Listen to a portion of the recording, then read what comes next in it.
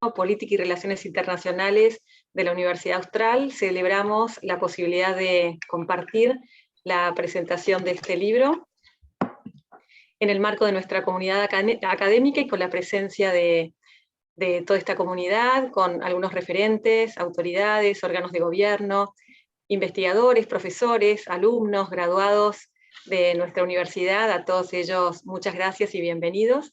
Agradecemos al autor, a Francisco de Santibáñez y a Lucio Castro, ambos profesores de estrategia en nuestra maestría en políticas públicas, quienes van a dialogar en torno al título de la obra, La Argentina después de la tormenta, del ocaso perpetuo al desarrollo estratégico. Francisco es vicepresidente del Consejo Argentino para las Relaciones Internacionales, el CARI, economista, máster en Relaciones Internacionales y Asuntos Exteriores por la Universidad Johns Hopkins, fue Global Fellow del Wilson Center, autor de innumerables artículos y otros libros anteriormente.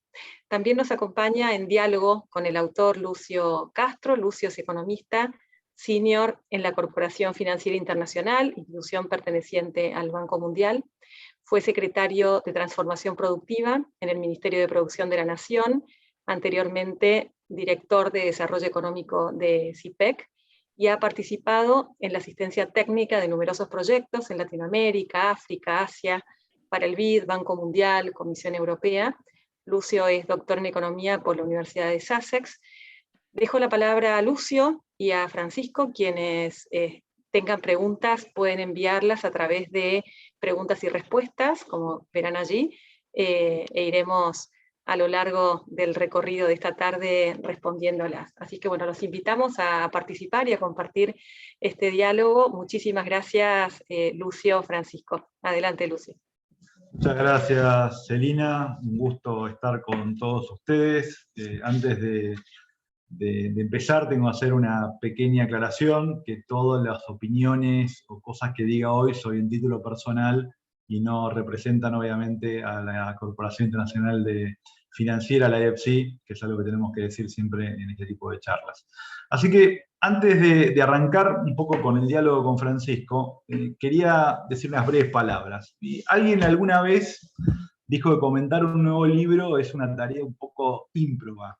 En el caso del nuevo libro de Francisco, les diría que esta tarea es doblemente compleja. Primero, porque es un libro que ustedes todavía seguramente no han leído, y segundo, porque tengo que comenzar con una breve confesión, que es mi amistad y la colaboración intelectual con el autor, como decía Celina, en el curso de estrategia que dictamos en la Escuela de Gobierno. Así que soy parte interesada de alguna manera, y gran parte del libro refleja muchas de las charlas, conversaciones, discusiones que hemos tenido con Francisco. Entonces, hecha esta advertencia, quiero comenzar con una afirmación, que es la siguiente, que uno puede estar en desacuerdo con Francisco de Santibáñez, pero cada vez queda más claro que no se puede negar la relevancia de su pensamiento. Y creo que este libro confirma una vez más esta aseveración.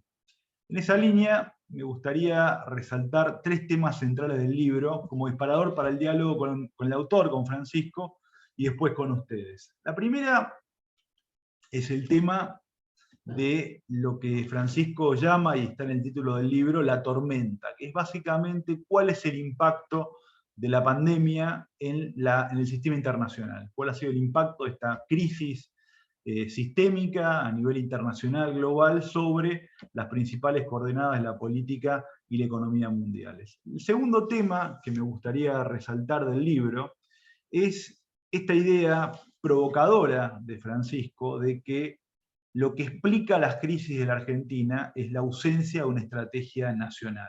Vivimos pensando en el corto plazo porque no pensamos y actuamos mirando el largo plazo.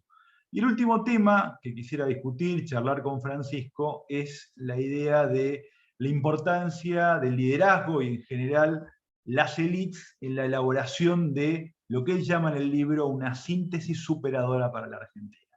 Así que, dicho esta breve introducción, me gustaría comenzar, Francisco, empezar por la tormenta. En el libro, una de las cuestiones que vos mencionás es que la pandemia acelera 2 tendencias que ya estaban presentes en el contexto internacional. Por un lado, la aparición de lo que venís llamando hace bastante tiempo, en distintas publicaciones, libros, el conservadurismo popular, y por otro lado, el enfrentamiento estratégico entre China y Estados Unidos por la hegemonía mundial. Ahí la pregunta, a modo disparador, de provocación, es ¿cuánto queda del conservadurismo popular luego de la derrota de Trump en los Estados Unidos? Y en segundo lugar, ¿cuál es el impacto del cambio de liderazgo en los Estados Unidos en la relación con China? Francisco. Buenísimo. Bueno, Lucio, Celina, muchas gracias por las presentaciones, por la invitación. Es un honor estar hoy con Lucio, con el que enseño un curso, y el único, hay un artículo en el libro que el coautor es Lucio, es la excepción, el único coautor que aparece en un texto, así que me alegra mucho que esté hoy conmigo. Sí, a ver, yo empezaría pensando un poco qué es lo que pasó durante la pandemia a la hora de pensar el futuro, ¿no? Yo creo que al principio hubo una idea de que esto iba a significar una bisagra, un cambio enorme en el sistema político, en la economía mundial, pero lo que fue ganando fuerza es la idea de que no, que esto lo que hizo es acelerar cambios que ya estábamos observando.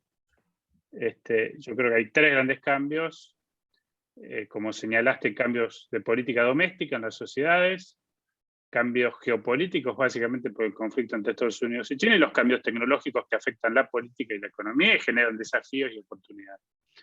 Pero yendo a tu pregunta inicial sobre el conservadurismo popular, ¿no? Lo que se observa hace mucho tiempo en el mundo, por lo menos quizás el inicio de esto políticamente fue Putin, la llegada de Putin al poder, es un gran descontento de las sociedades con las clases dirigentes, y eso tiene consecuencias políticas. Y la principal consecuencia política que yo veo es un nuevo movimiento político que se llama conservadurismo popular, que uno esperaría que la reacción política hacia el descontento con las élites fuese de izquierda, pero sin embargo tendió a venir desde la derecha, desde el conservadurismo, pero un conservadurismo antielitista, que esta es una particularidad. ¿Cuál es el estado hoy de este conservadurismo popular? Yo creo que sigue siendo un movimiento extremadamente fuerte, y lo vemos en la presencia a nivel mundial de líderes como Putin, que no nos olvidemos que ganó el referéndum por la reforma constitucional hace poco, muy ampliamente. Modi en India, claramente una reelección hace poco tiempo, con un discurso más conservador popular y una victoria más amplia que en su primera elección. Y se siguen manteniendo en el poder líderes como Erdogan y tantos otros. Por supuesto, haces bien en señalar el caso de Estados Unidos, porque quizás el mayor representante de este movimiento era Trump, ¿no? Este antielitismo conservador. Y Trump perdió las elecciones. Pero el conservadurismo popular sigue estando presente en Estados Unidos porque cambió Trump y la ideología de su partido. Pasó de ser un partido republicano conservador tradicional de las élites a ser un partido conservador profundamente antielitista, particularmente de lo cultural. Y hoy lo que estamos viendo en la interna republicana es que ese sector se impuso claramente, y hoy el Partido Republicano es un partido conservador popular. Así que te diría que recibió un golpe duro, que fue la derrota de Trump, pero el conservadurismo popular sigue teniendo una presencia muy grande a nivel mundial y también en Estados Unidos.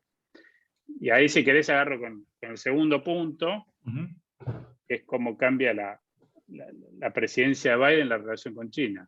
Bueno, lo que queda claro es que Trump va a dejar varios legados. Uno es el nuevo partido republicano, y otro es la política exterior de Estados Unidos, específicamente en relación a China, ¿no? Y acá me parece interesante detenernos un segundo en que este no es un cambio nuevo, no es un cambio de Trump. Empezó con Bush hijo, pero no sé si alguno se acuerda del incidente por un avión americano de inteligencia que fue capturado por el gobierno chino, y eso marcó lo que era la prioridad estratégica de Estados Unidos ya en esa época, que era China. Pero después vino el 11 de septiembre, Estados Unidos se distrajo, Medio Oriente, Europa del Este, y ya con Obama retoma esta idea de que hay que moverse hacia Asia, y la prioridad era China. pero el que realmente implementa este cambio lo hace con fuerza, un enfrentamiento en lo comercial y en lo político es Trump. Y hoy Biden sigue con la misma política. No levantó las sanciones económicas, las comerciales, y en términos de retórica incluso es más duro que Trump, y acusa la administración Biden de haber sido blanda con China a Trump. Y ahí lo que eso refleja es un consenso en Estados Unidos respecto a cuál es su gran estrategia. Hay una nueva gran estrategia, como existió en la Guerra Fría, que fue contener el crecimiento de la Unión Soviética. No la hubo después, y eso yo creo que llevó a varios errores de política exterior de Estados Unidos, y ahora vuelve a tenerla, y esta gran estrategia, como la discutimos con Lucio en nuestro curso en la maestría de políticas públicas de la Austral, es precisamente contener el ascenso de China como una gran potencia, como la gran potencia mundial. Te llevo, y seguimos dentro del tema de la tormenta, ¿no? Y las consecuencias de la crisis. Otro de los temas que está en el libro, una de las ideas más fuertes, es que más que el fin de la globalización, estamos asistiendo a una nueva etapa de la globalización, que estaría marcada, de hecho, por la aceleración del cambio tecnológico, más comercio de servicios, el intercambio de información. Y la otra cuestión muy importante, me parece que está en ese aspecto del libro, es que más allá de algunos bienes estratégicos, sobre todo vinculados con el sector de salud, farmacéutico, algunas cadenas de valor que se angostan o que los países centrales en particular están generando incentivos para relocalizarlas fuera particularmente de los ámbitos de competencia estratégica, tanto en el caso de Estados Unidos en particular, pero también el de China. Lo que no vemos es un regreso al mundo proteccionista de 1930. Entonces, la gran pregunta ahí, y eso me gustaría que lo desarrolles, es, ¿sigue siendo el mundo post-COVID una oportunidad para la Argentina? ¿O volvemos a un mundo en el cual lo que tenemos que tener es relaciones bilaterales con pocos países, un mundo cerrado, de bloques, de restricciones? ¿El mundo sigue siendo una oportunidad para el país? Totalmente. Y te decía al principio que uno de los grandes cambios es el cambio tecnológico, ¿no? Que afecta a la política y la economía. Y hay países que pueden salir perjudicados por este cambio, y no es el caso de Argentina.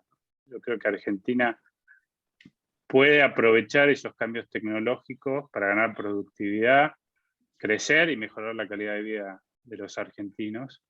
Y un ejemplo es el campo, ¿no? El campo argentino, que en los 90 incorporó también y fue líder mundial en términos de productividad, se le abren nuevas oportunidades con la inteligencia artificial, los drones, y Argentina también tiene el potencial enorme de industria tecnológica en el sector público como el INVAP, pero también en el sector privado, ¿no? Mercado Libre, Globant y todos los unicornios, etc. O sea, el potencial está, como decía Lucio, y Lucio esto sabe más que yo, así que también te dejo la pelota picando si quieres hacer un comentario, pero la globalización no está desapareciendo, se está adaptando como se fue adaptando en las últimas décadas. De hecho, ya en el 2008, después de la crisis financiera, notamos un cambio muy importante, más importante que el actual, que fue que el intercambio de bienes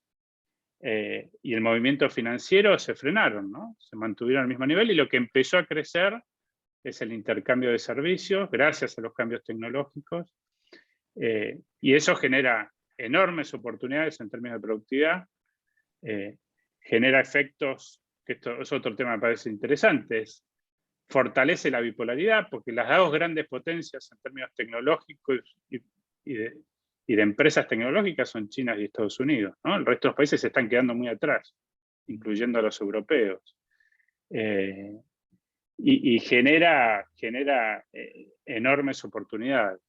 Entonces yo creo que en eso la clave está en ser proactivo, tener una estrategia de país y no esperar a que lleguen las oportunidades. Uno tiene que ser proactivo e implementar un plan basado en los cambios tecnológicos, que de vuelta creo que a los argentinos nos favorece. Muy bueno, Francisco, y totalmente de acuerdo. Claramente, por lo menos en mi óptica, y lo hemos venido discutiendo, lo que estamos viendo es una nueva fase de la globalización, y de hecho una aceleración de la mano del cambio tecnológico, el aumento del comercio de servicios, La globalización, desde que surgió con la revolución industrial, la única vez que se interrumpió este proceso que tiene raíz tecnológica es una gran guerra a nivel mundial, la Primera Guerra Mundial, la Segunda Guerra Mundial. Es un proceso que evidentemente estamos viendo continúa. De hecho, hay una recuperación del comercio mundial prácticamente a los niveles, sobre todo en servicios, previos a la crisis de COVID. Pero déjame pasar a otra idea que la mencionaste al pasar, que es esta idea provocadora, ¿no? ¿Cuál es la fuente de las crisis argentinas, ¿no? Y vos decís, es la falta de una estrategia consensuada, creo que es importante esa palabra. La falta de una estrategia consensuada de desarrollo económico en el sentido más amplio y de inserción en el mundo, que lo que genera son cambios pendulares. Cada vez que cambia un gobierno, cambian todas las coordenadas de la política económica, de las reglas de juego internas, pero también de cómo nos insertamos en el mundo, y esta inestabilidad crónica, por lo tanto, genera una pérdida, como lo decís en el libro, de influencia internacional, y creemos también, por lo que decís en el libro, de calidad de vida, la calidad de vida de los argentinos. Entonces, la pregunta es, ¿no podemos salir de las crisis de corto plazo porque no podemos pensar y actuar mirando a largo plazo? Yo creo que sí, que pensar a largo plazo tiene muchas ventajas. Una es la que decía ahora, que sin una estrategia es muy difícil que te vaya bien en el mundo. Pero la otra es que es más fácil generar consensos. Porque si nuestras discusiones entre la dirigencia argentina, especialmente política, económica, intelectual, son siempre cuestiones de coyuntura, como dirían los economistas, son cuestiones de juegos de suma cero, ¿no? Lo que gana uno lo pierde el otro. Y generar confianza y consenso se vuelve muy difícil. Pero si empezamos a discutir sobre el largo plazo, yo creo que eso es muy útil también a la hora de generar consensos y confianza, que es una de las condiciones, me parece, indispensables para tener una clase dirigente. Esto lo escribió ya Dimas, un sociólogo argentino en los 60, que él ya en esa época había dirigentes individuales, buenos o malos, lo que no había era dirigencia, porque para tener una dirigencia, una clase dirigente, necesitas un mínimo de confianza entre sus miembros y una visión de largo plazo, ¿no? Y eso nos llevó a estos vaivenes que estamos acostumbrados en lo económico, en la política exterior, que vale la pena ponerse desde la posición de un empresario, por ejemplo, ¿no? Si te cambian la regla de juego cada 2 años, el tipo de cambio, las regulaciones, la posibilidad de exportar, de importar, uno no invierte, ¿no? Si sabes que vas a vivir una economía con cierto nivel de proteccionismo, invertís en algún sector de la economía, si vas a una economía abierta en otro. Pero cuando no invertís es cuando hay incertidumbre. Y lo mismo en política exterior. ¿Cómo vamos a hacer un país atractivo para otros estados y formar alianzas que nos benefician en términos políticos, pero también económicos, si no le podemos asegurar un mínimo de continuidad a la comunidad internacional? Entonces, ante la duda, no somos un socio atractivo y nos perdemos todas esas oportunidades. Así que, como decías, Lucio, me parece clave la cuestión de pensar a largo plazo, porque eso nos obliga, nos ayuda a generar consensos, que es una condición, junto con la confianza, para tener una clase dirigente con visión de país y que nos saquen de la decadencia, ¿no? Por eso yo creo que el diagnóstico también es importante. Argentina claramente está en decadencia hace muchas décadas. Y el hecho que el 60% de los chicos argentinos sean pobres, creo que ya dice suficiente de en qué estado estamos, más allá de las ideologías. Creo que eso podemos estar todos de acuerdo. Rescato el elemento ¿no? de las reglas, el cambio de reglas frecuente, la inestabilidad. Me hace acordar a algo que decía Danny Rodrik, el economista de Harvard hace un tiempo, que decía que es mejor tener un mal conjunto de reglas que no tener reglas, o peor, reglas que cambien todo el tiempo, ¿no? Y él decía, ¿cuál es el país que más ha traído inversión extranjera directa en todo el mundo? La República Popular China, que no tiene en la Constitución la propiedad privada, pero las reglas se respetan, y se respetan los derechos de los inversores, el derecho de propiedad, etc. Entonces creo que es un elemento central que a veces se subestima en el caso de la Argentina, el cambio constante de reglas, que vos lo atribuís obviamente a la falta de consenso con respecto a una visión de país. Pero ahí te llevo a un tema quizás un poco también me parece provocativo, interesante para discutir, yo siempre lo hemos discutido mucho con vos, es la idea de esta idea de que tenemos que tener un gran acuerdo nacional, la idea de la necesidad del consenso, y muchas veces termina siendo una suerte de conjunto vacío, porque si estamos de acuerdo en todo, eso implica lo que llamás el punto intermedio. Y si interpreto bien, ese punto intermedio es, al final, ese punto intermedio no permite hacer ningún cambio. Si estamos de acuerdo en que tus intereses son importantes y mis intereses son importantes, no hay que cambiar nada, y por lo tanto no hay que resignar nada y no hay que hacer sacrificios, por lo tanto no se puede introducir ningún cambio, digamos. Entonces, ese consenso, ese acuerdo nacional, termina siendo algo, una especie de conjunto vacío. Y ahí me interesa algo que vos lo atribuís de alguna manera al rol de los liderazgos y las élites en la construcción de esta estrategia nacional. Y quiero rescatar esta idea de la síntesis superadora, más que la búsqueda de este punto intermedio, este conjunto vacío, en mi punto de vista, en la formación de un consenso nacional. Y ahí hay algo que vos rescatás y hacés referencia a un ensayo, quizás el mejor, de Jorge Luis Borges, pero también me acordaba del libro que él nunca quiso publicar, El porvenir de mi esperanza, donde Borges habla de este criollismo conversador del mundo, ¿no? Vos decís, en Argentina siempre hay luchas de tradiciones y es una tradición que busca imponerse a la otra, y Borges en ese ensayo que vos citás, y también en este libro, habla de esta idea de una identidad nacional que dialoga con el mundo, que integra con el mundo y sobre todo que trata de superar, buscar una síntesis superadora, ¿no?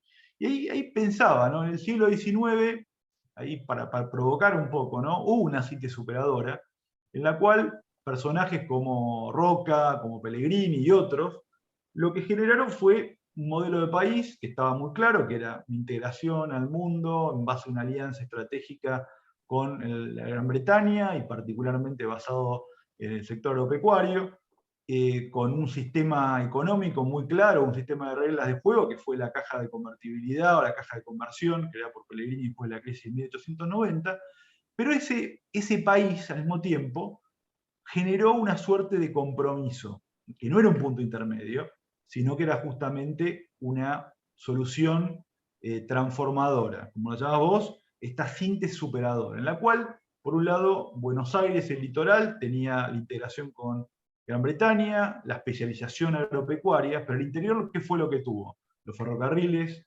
las inversiones masivas, por ejemplo, en el sistema de educación pública, crédito barato, y tuvo, en algunos casos, hasta proteccionismo, como el caso muy claro de la industria vitivinícola, la industria del azúcar vitivinícola en Mendoza, el caso del azúcar en Tucumán. Entonces me preguntaba, ¿no? Esa fue una síntesis superadora, y que me parece que es interesante esa referencia histórica, porque vos podrías decir, bueno, en realidad en Argentina ganó un bando que impuso este modelo liberal, y este modelo liberal, cuando uno lo mira con ojos un poco más de detalle, hubo una síntesis superadora entre la visión más liberal, si querés, más de Buenos Aires, y por otro lado los intereses del interior, que de alguna forma lo que buscó fue derramar los beneficios de ese modelo de desarrollo económico, de integración económica, más allá, digamos, de los ganadores de ese modelo que estaban en la región del litoral y Buenos Aires. Entonces la pregunta sería, y ahí me gustaría que reflexionemos, ¿cuál es la síntesis superadora para el siglo XXI? ¿Cuáles son las antinomias, digamos? No busquemos, si querés, las cuestiones netamente partidarias, sino cómo se llega a una síntesis superadora en la Argentina, en la cual vos tenés por un lado, si querés, como hablabas vos, toda esta economía de oportunidades muy vinculada con el mundo, donde el mundo es una oportunidad, y después tenés toda una Argentina que claramente no comparte ese espacio de oportunidades, ¿no? Y probablemente esas oportunidades le genera más costos que beneficios, ¿no? Entonces me gustaría que elaboremos un poco esta idea de la síntesis superadora para el siglo XXI en la Argentina.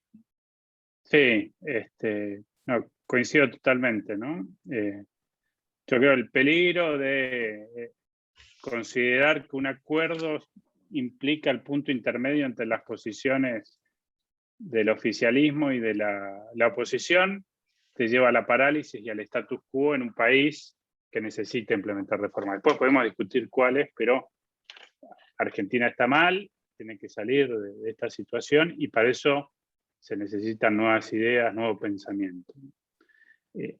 Y antes de contestar tu pregunta, vuelvo también a la historia, ¿no? Lo que mencionabas de la generación del 80. Antes de la generación del 80 lo tuviste a Alberdi, por ejemplo, que pensó una Argentina posible, que era una síntesis, en cierta manera.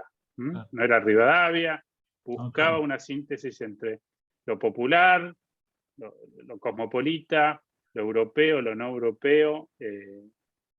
Y después surgió la generación del 80, que fue un proyecto sumamente exitoso. Y ahí voy al final de la generación del 80. El que se da cuenta de que ese modelo ya no daba más, el modelo de Roca, era Pellegrini, ¿no? Porque logró su cometido, que fue el orden, un país que vivió mucho tiempo en las luchas internas, fratricidas, que no nos dejaba salir hacia adelante, y ahora era la etapa de integrar políticamente a los sectores excluidos, ¿no? Que eran muchos, los hijos de los inmigrantes. Y el proyecto de Pellegrini fracasa, la búsqueda de un diálogo entre capital y trabajo, ese me parece un tema fundamental, ¿no? No la dicotomía que después vivimos en el resto de la historia argentina entre o defender el trabajo o el capital, sino buscar una alianza. Y muere Pellegrini, deja trunco su proyecto de crear un partido conservador nacional y moderno, y ahí me parece que la élite argentina exitosa élite argentina empieza a marginarse ellas mismas, a encerrarse, a dar una lucha de todo o nada contra el peronismo, que la gana en teoría, pero después se retira, cansada, agotada, y hemos después tenido individuos, buenos, malos dirigentes, pero no hemos tenido esta visión de largo plazo y esta red de confianza que tuvo la generación del 80. Pero es una buena pregunta la tuya, creo que es algo que hay que pensar, no es fácil, lleva tiempo y esfuerzo, es lo que tendríamos que estar haciendo, pero parte de la solución yo creo que es recrear el sentido de comunidad. Acá hay que pensar a largo plazo y saber que va a haber que hacer sacrificios, y si no existe ese sentido de comunidad, ese patriotismo, no nacionalismo excluyente, sino un patriotismo de orgullo del país, de sentirse parte, que te obliga a pensar a largo plazo y a hacer sacrificios, va a ser muy difícil, ¿no? Y ahí tenemos con Lucio, somos grandes admiradores de Charles de Gaulle, ¿no? Que bueno, ahí tenemos un caso, un país que estaba muy mal y logró surgir en parte por el liderazgo y la transmisión de una idea de Francia que movilizó a la sociedad. Yo creo parte de la solución y de tu respuesta, que no la tengo obviamente, pero yo creo que va por ese lado. El liderazgo no solo de administrar, sino de transmitir una visión de país y de movilizar a la sociedad detrás de un proyecto. Eso creo que es clave. No, pero ahí te tomo un tema más que vos mencionaste, ¿no? Que es la idea del sacrificio, ¿no? Hay algo que vos decís en el libro, que es un proyecto de país o una visión de país involucra defender ciertos lazos culturales, ciertos lazos históricos, y que involucran un sacrificio. ¿Por qué? Porque sacrificio en el sentido de hacer cosas en función del bien común o de esa sociedad a la cual uno se siente que pertenece, ¿no? Pero ahí tomo de vuelta esta idea del conjunto vacío del acuerdo, ¿no? Uno cuando ve los acuerdos, y vos hablabas de la generación del 80, y yo hablaba del caso de esta especie de compromiso entre interior y capital, hay sacrificios. Es decir, cuando hay un acuerdo que se sostiene en el tiempo, las partes deciden resignar algo. Y eso me parece que es lo que quizás, para seguir pensando esto, ¿no? De vuelta, esa Argentina del siglo XIX se basó en sacrificio. Buenos Aires pierde el control del puerto, pierde ser independiente de una manera del resto del país, pierde en términos de la representación en el Congreso, justamente por la representación de las provincias más pequeñas, y por lo tanto tiene menos poder relativo. Y por otro lado, la élite de Buenos Aires acepta, como te decía, ciertos compromisos hacia los sectores que probablemente no se beneficiaban de forma más directa con respecto a este nuevo modelo de país, de integración al mundo, de desarrollo económico, ¿no? Entonces, y mirá este ejemplo, Lucio, la guerra del Paraguay, ¿no? ¿Qué hizo la dirigencia argentina, ¿no? Sarmiento perdió un hijo, Mitre dejó la Casa Rosada para liderar las tropas, el Paz, vicepresidente a cargo de la presidencia, pierde otro hijo, Roca, futuro presidente, va a combatir con su padre y sus hermanos, pierde un hermano. Bueno, eso yo creo que ilustra lo que es el sentido de sacrificio, que lo tiene que tener toda la sociedad, pero especialmente las clases dirigentes. Y de hecho yo creo que este no es un problema solo de Argentina, ¿no? Hoy en día es un problema de Occidente, y el conservadurismo popular, el malestar con las clases dirigentes, más allá de cómo se canaliza, porque en América Latina, en Chile se canaliza de otra manera, en Colombia también, pero detrás está este malestar, obedece a algo, ¿no? Hay un problema con las clases dirigentes, especialmente en Occidente, que no están dando respuestas, y viene este descontento que a la larga o a la corta tiene efectos políticos muy importantes. Sí, sí, coincido y creo que ahí está esta idea, ¿no? De que los acuerdos tienen que ser sostenibles en el tiempo, en la cual las partes tienen que resignar, no hay juego de suma cero. Y vos hablabas del caso de De Gaulle en Francia, que fue una solución justamente superadora a los grandes temas históricos que tenía Francia. La forma de gobierno, si era parlamentario o presidencial, llegó a un régimen que era semipresidencialista. Cómo era la administración de la economía, un ajuste muy importante desde el punto de vista de las cuentas fiscales, saneamiento de la moneda, y tercero, el tema del imperio, ¿no? Fundamentalmente con Argelia, en la cual ahí hubo una pérdida importante de un actor fundamental, incluso la coalición de gobierno golista. Entonces, esta idea de que el acuerdo nacional, este conjunto vacío, se tiene que llenar con intereses que se resignan y con costos que se pagan en el corto plazo en función de objetivos más a largo plazo, ¿no? Y otro tema, Lucio, ¿no? Que vos mencionabas, ¿no? Y el tema de De Gaulle de no identificarse con una etapa histórica de Francia, sino tomar a toda la historia de Francia como parte de la nación, ¿no? Porque el otro peligro es de futuro. Vivir discutiendo el pasado y no el futuro. Yo creo que el pensamiento de Gaulle y de otros grandes líderes se basa en el futuro, y la habilidad como líderes en transmitir eso a la sociedad. Y el ejemplo que vos decís, Argelia era parte integral del territorio francés, ¿no? Y De Gaulle ve que no hay posibilidades, es un líder pragmático, realista, y hace una maniobra que muy costosa en lo personal, pero que era esto que te decía antes. Cuando uno tiene un pensamiento estratégico, es clave también ser proactivo, no esperar a que las cosas se solucionen. De Gaulle vio esa posibilidad, lo hizo y logró posicionar a Francia por arriba, nivel de influencia por arriba del que le correspondería en términos de poder real, ¿no? Y eso es una diferencia que hacen los grandes líderes.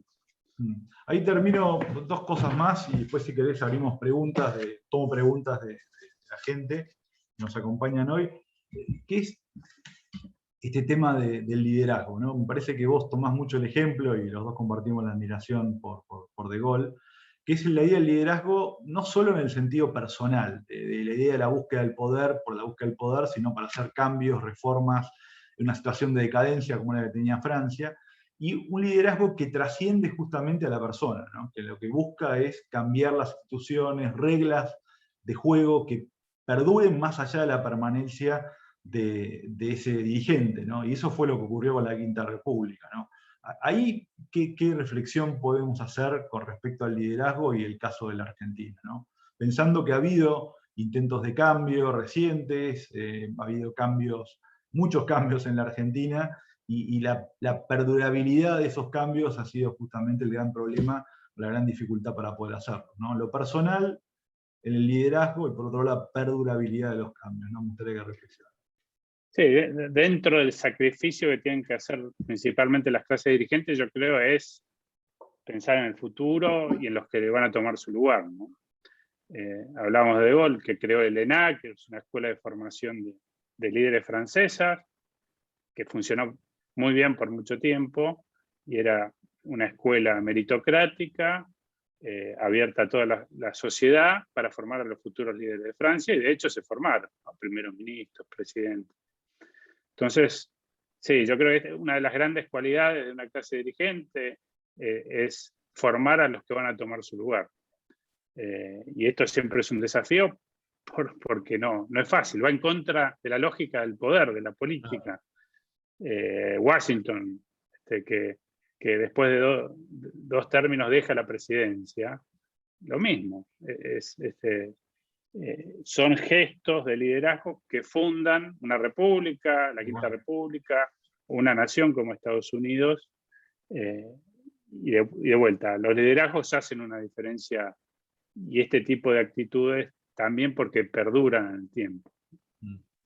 Todo un último tema, y después tomamos las preguntas de la audiencia, que es algo que hemos discutido mucho durante muchos años, que es el rol del intelectual, ¿no? Cuán importante es el que genere ideas, y yo creo que en el libro algo de esas charlas está reflejado, porque los que tomás como intelectuales son personajes extraordinarios, ¿no? Como Sarmiento, como Alberdi, que como hemos hablado tantas veces son intelectuales que pensaban para la acción. O sea, ellos no eran pensadores teóricos, ellos lo que estaban pensando era una situación concreta de esa Argentina que, como decías vos, salía de una larga, larga historia de guerras civiles, de conflicto militar, que se había unificado con mano dura, con la presencia de un caudillo en la provincia de Buenos Aires, y que ellos decían, bueno, ¿cómo podemos lograr salir de esta situación de decadencia en base a esa Argentina existente y real, ¿no?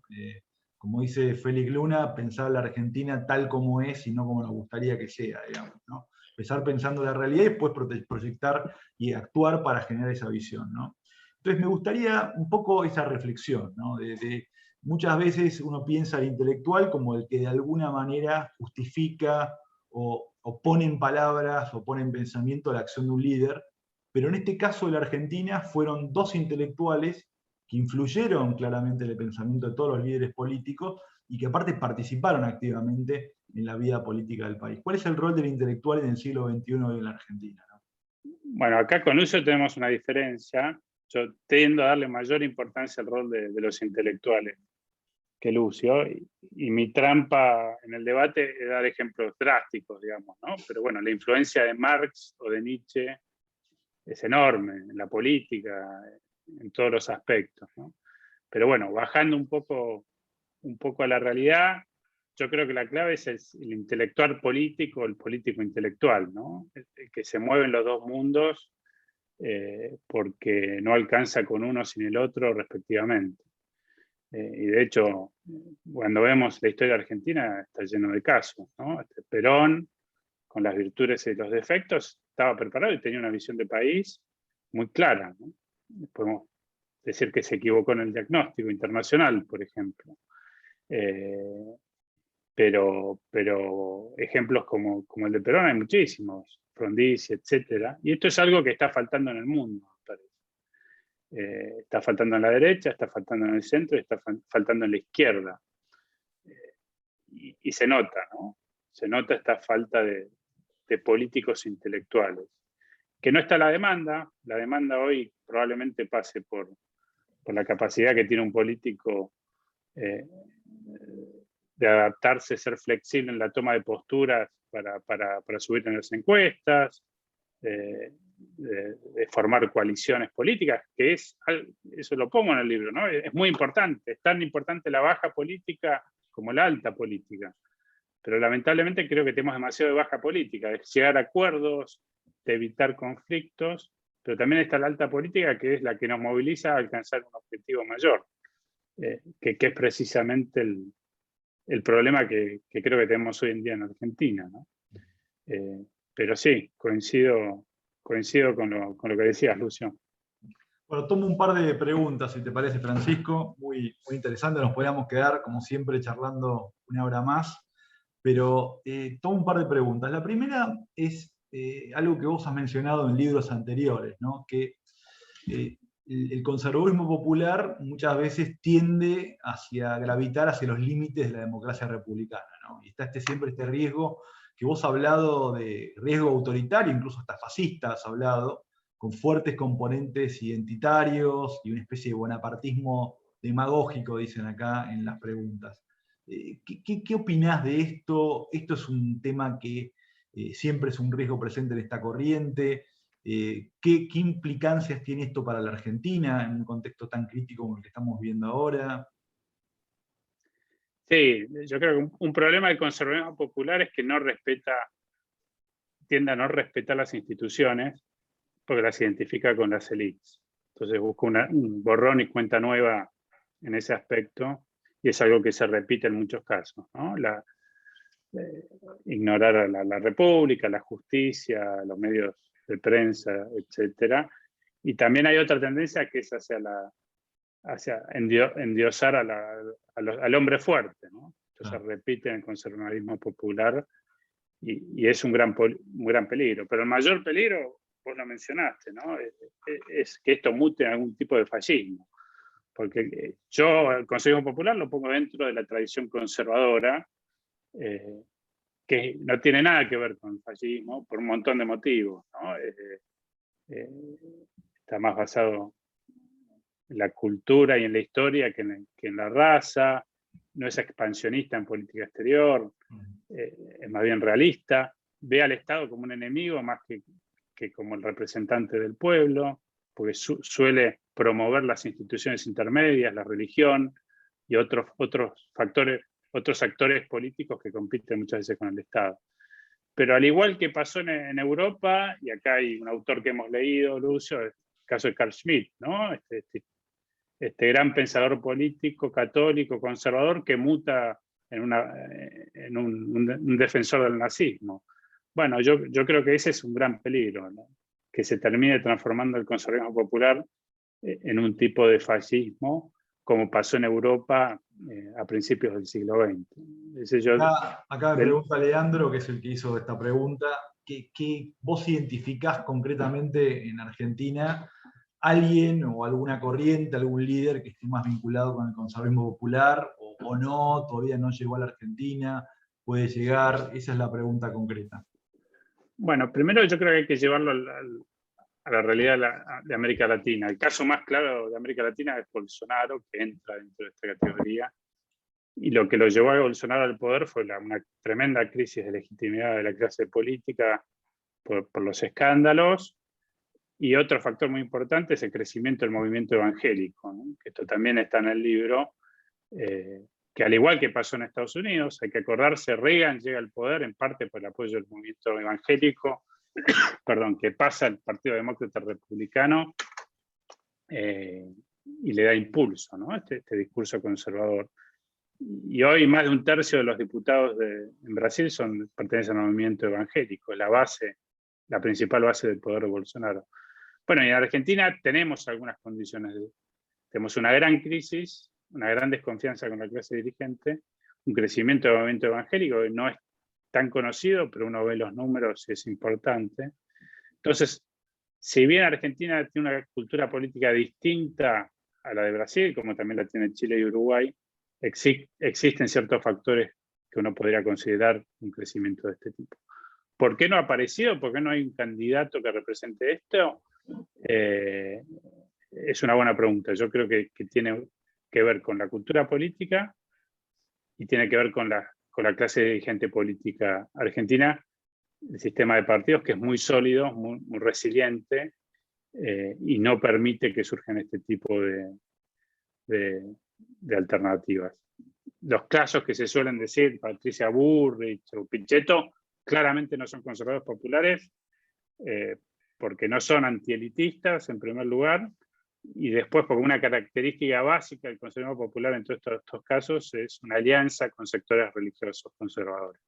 Entonces se ve repetidamente en todos estos casos, más allá de que el líder sea religioso o no, Netanyahu no es religioso y formó una alianza con los sectores religiosos, lo mismo pasó con Trump, pero no reflejan este espíritu que es muy fuerte dentro del crecimiento de los conservadores populares. Bueno, Putin, Erdogan son otros ejemplos claros, ¿no?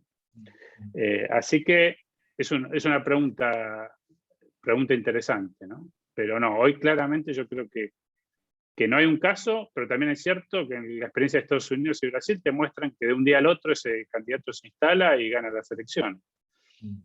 Nadie se imaginaba que Trump o Bolsonaro podrían ser presidentes y en un par de meses cambiaron las percepciones y alcanzaron el poder. ¿Podría pasar en Argentina? Sí, podría pasar en Argentina. Ahí hay un tema que tomo, que está en varias de las intervenciones y preguntas que hay acá, que es las condiciones para el surgimiento de estos liderazgos que estuvimos hablando, no necesariamente conservadores populares, sino estos liderazgos con esta capacidad de generar estos acuerdos que se sostienen en el tiempo, ¿no? Y en general, uno lo que ve en la experiencia histórica es que estos liderazgos aparecen en circunstancias críticas, ¿no? Entonces, ¿por qué en la Argentina no aparece? En parte lo contestaste por las características particulares que tiene el país, ¿no? Pero ¿por qué no aparecen estos liderazgos? ¿Qué es lo que falta, qué se debería hacer para que aparezca un liderazgo de este tipo, ¿no? Sí, los grandes líderes, ya saliéndonos del conservadurismo popular, los de Gaulle, etcétera, yo creo que también son productos de una sociedad, ¿no? No son hechos aislados. Y yo me preguntaría, quizás el mayor peligro es a futuro, ¿no? Con tantos argentinos jóvenes profesionales, empresarios, académicos que dejan el país. Y los problemas de la educación pública, ¿no? Vamos a tener, si no trabajamos arduamente para revertir esto, vamos a tener serios problemas de acá a 20, 30, 40 años, ¿no? ¿Quiénes van a ser los líderes del futuro si no le dedicamos la energía y los recursos necesarios para formarlos, ¿no? Así que si es un problema hoy, lo va a ser todavía más en 20, 30 años, y no lo digo desde una perspectiva pesimista, sino como un llamado a acción a tomar conciencia de esto y empezar a actuar. Otra pregunta que surge acá que es interesante, ¿no? Que es, vos en el libro lo desarrollás, ¿no? ¿Qué es lo que tiene que hacer un país de tamaño mediano como la Argentina? Y particularmente acá la pregunta es qué factores de lo que se llama soft power la Argentina tiene que apostar o desarrollar en una estrategia de integración al mundo. Sí, bueno, una estrategia de poder blando es, en política exterior tenemos poder duro, que es la capacidad que tiene un Estado de influir sobre el accionar de otros a través de la implementación de medidas económicas o militares, que es el principal tipo de poder, y especialmente en momentos de conflictividad como el actual, es lo que hace una diferencia grande. Pero el poder blando también tiene un rol importante, especialmente en regiones como la nuestra, de baja conflictividad, ¿no? Y yo creo que Argentina tiene, todos lo sabemos, ¿no? Tiene una riqueza cultural muy importante, de la cultura popular, la gran cultura, el deporte, y nos falta una estrategia también de poder blando para influir principalmente las élites futuras de otros países. No somos un gran poder, hablar a nivel global es difícil, pero a nivel regional sí. De hecho, Argentina lo hizo por mucho tiempo.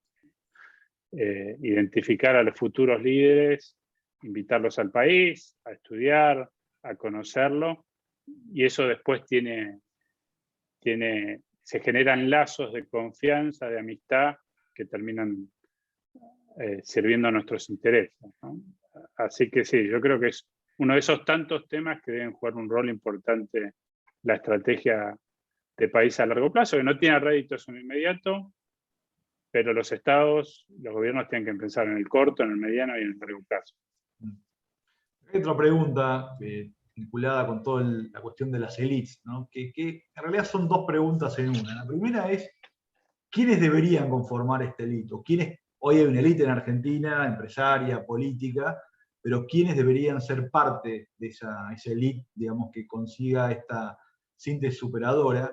Y la otra cuestión, quizás más compleja, que esto no sé si tenemos una respuesta, es cuáles deberían ser las políticas de Estado que esta élite que busca la síntesis superadora en estas condiciones que tiene la Argentina debería encarnar y llevar adelante.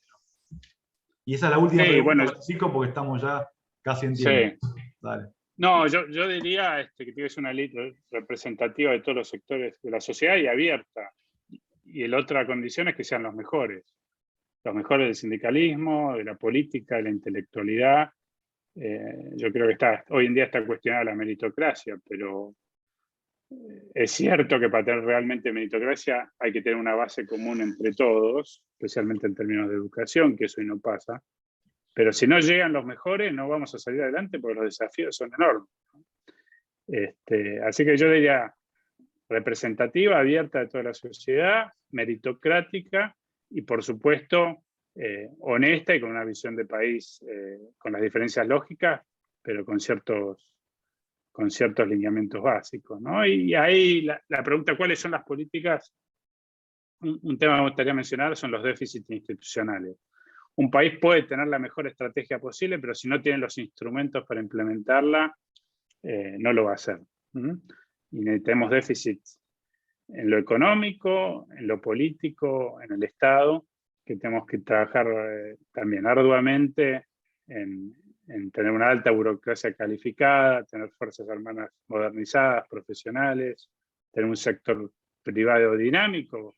Sin un sector privado dinámico, la integración económica al mundo es imposible, es un actor fundamental, y los ejemplos son muchos, ¿no? Pero yo enfatizaría ese punto. Hay que revertir los déficits institucionales que tenemos.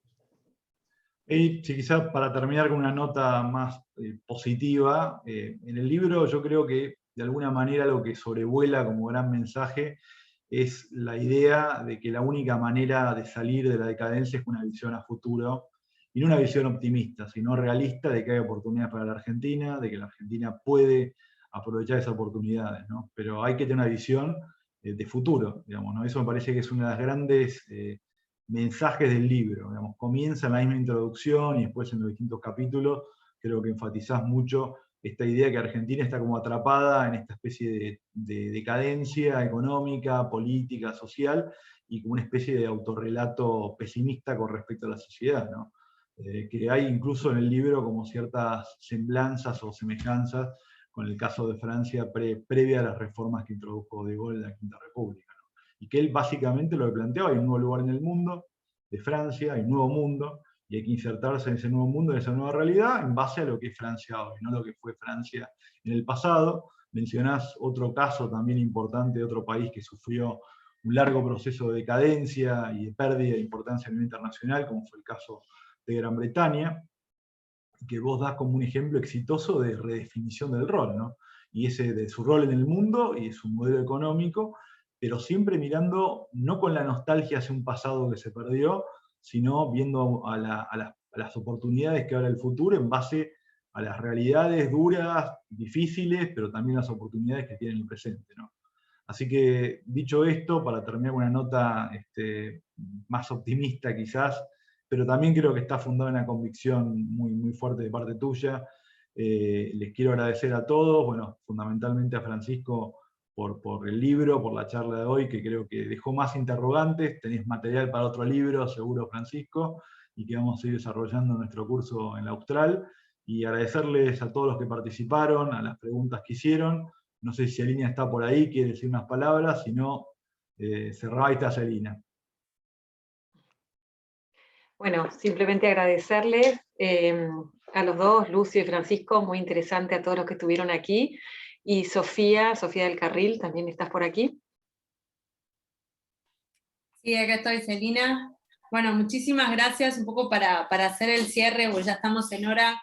La verdad es que es un placer escucharlos, espero que el público lo haya disfrutado también.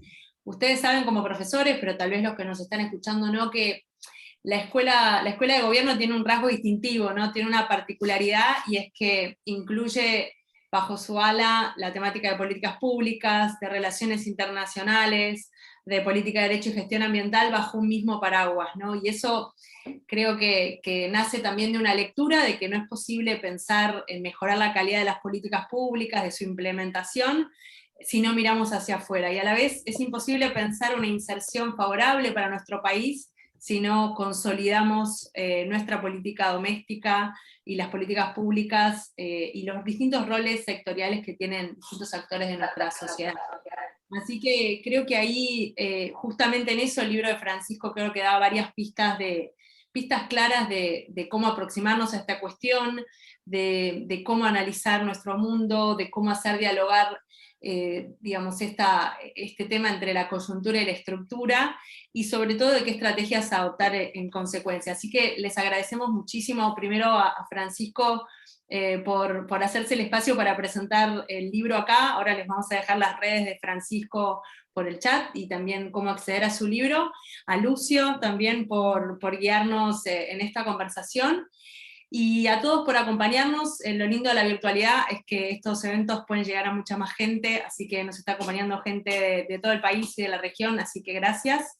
Y bueno, nos veremos la próxima para seguir teniendo conversaciones interesantes, así que muchas gracias a todos. Muchas gracias. Muchas gracias, hasta luego. A todos.